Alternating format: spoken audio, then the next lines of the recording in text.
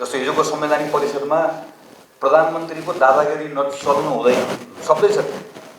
सरकारको प्रमुखले जबरजस्ती गर्ने भएकोले उसको नियन्त्रण गर्नको लागि यस्तो संवैधानिक परिषद बनाइएको छ भनेर लेखिएको छ। त्यसको कम्प्लिटली त्यसको धज्जी उडाइयो।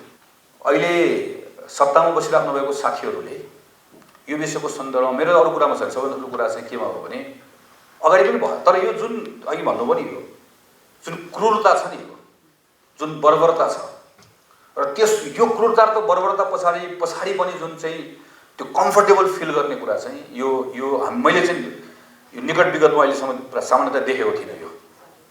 यो खालको क्रूरता, यो खालको बर्बरता।